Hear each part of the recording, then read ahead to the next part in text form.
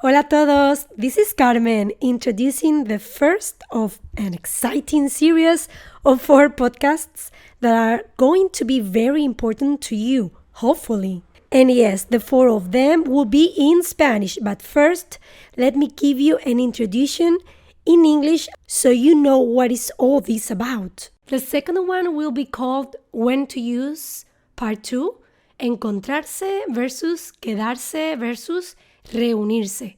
The third one, When to Use, Part 3, saber versus conocer, and quedar versus quedarse.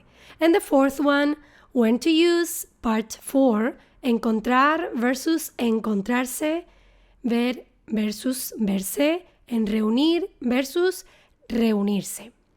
The idea of this podcast started with the question of my students about the difference between encontrarse, quedar, and reunirse. The answer is tricky because I realized everyone has problems choosing verbs when meaning to meet with, and to meet up. Besides, everyone feels confused about these pairs of verbs, like quedarse and quedar, for instance. So I decided to explain all about these troublesome verbs in 4 episodes. The way to make sure you use every verb correctly is by listening to the 4 podcasts. And remember that if you are listening to me from a platform outside my website, you can usually read the transcripts, translation, and vocabulary words for my podcasts at www.fluentinspanish.org. Voy a decirte cuál es mi meta u objetivo con este podcast. Mi meta es que tú no dejes tirado a nadie, ni nadie te deje tirado a ti cuando intentáis quedar en un lugar. Si dices no dejes tirado a alguien, significa you do not stand someone up. Y si dices nadie te deje tirado a ti, significa you do not end up being stood up by someone when trying to meet up with people. Esta es mi meta principal. Básicamente, hacer que tu vida no se llene de malentendidos. Son varios los verbos implicados en esta confusión sobre las diferentes formas de decir to meet y de decir to meet up with friends, porque además es que estos verbos tienen varias versiones con varios significados. Voy a dividir todo esto en 4 podcasts. En este primero hablaré de how to meet, en el segundo de how to meet up with en español, y en el tercero y el cuarto hablaré de todos esos pares de verbos conflictivos. Ya sabes de qué hablo seguro. Saber versus conocer, quedar versus quedarse, encontrar versus encontrarse, ver versus verse y reunir versus reunirse. ¿Cómo lo ves? Por tu parte, voy a necesitar toda tu concentración. Yo, por mi parte, voy a hacer un esfuerzo por explicarme lo mejor posible. Deséame suerte. Conceptos básicos antes de empezar. Por un lado, en inglés, tenemos el concepto de phrasal verb o verbo preposicional. Es una auténtica pesadilla para las personas que estudiamos inglés. Pues una cosa es to look y otra diferente es to look after, to look for, to look at, etc. En este podcast vamos a hablar de uno de estos casos. To meet. En inglés tenemos to meet with, to meet up y to meet up with. Por otro lado, en español tenemos verbos que al combinarse con pronombres también sufren un cambio semántico o cambio de significado. No es lo mismo encontrar que encontrarse. Cuando estos verbos no llevan pronombres, como en encontrar, hablaremos de un uso no pronominal del verbo o de un verbo no pronominal. Y cuando el mismo verbo sí lleva pronombre, como encontrarse, hablaremos de uso pronominal del verbo o de verbo pronominal. Los verbos pronominales siempre necesitan los pronombres me, te, se, nos, os y se. Dentro de los verbos pronominales hay varios tipos. Uno de ellos son los famosos verbos reflexivos, como en ducharse o levantarse, por ejemplo. Otro tipo serían los verbos recíprocos, como en abrazarse.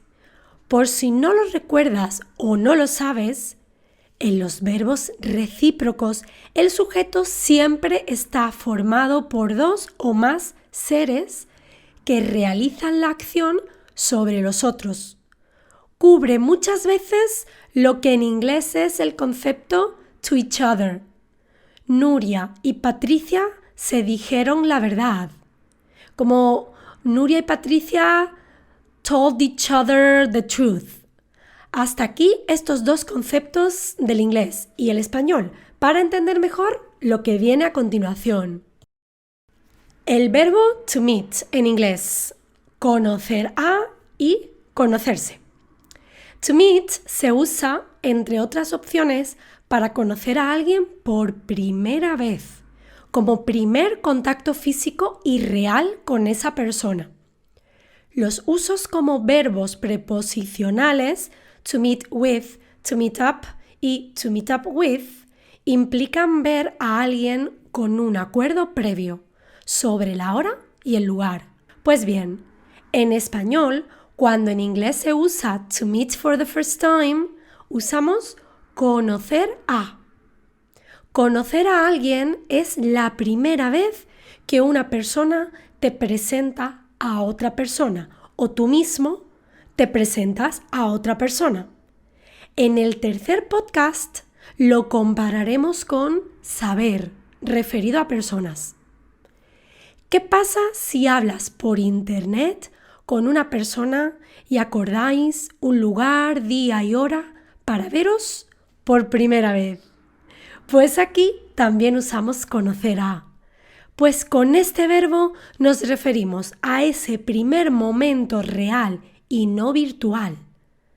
También puedes estar en un lugar y cruzar algunas palabras con alguien y no ser nunca oficialmente presentados. No sabes su nombre y ella no sabe el tuyo. Y también dirías que conociste a una chica muy simpática en ese lugar o que estuviste hablando con una chica muy simpática. Quizás pueda ayudarte a recordar todo esto mejor si piensas en que una de las formas de decir nice to meet you en español es encantado de conocerte. Recuerdo que la tarde en que conocí a Rafael llovió porque tengo la imagen de una conversación mientras la lluvia me mojaba.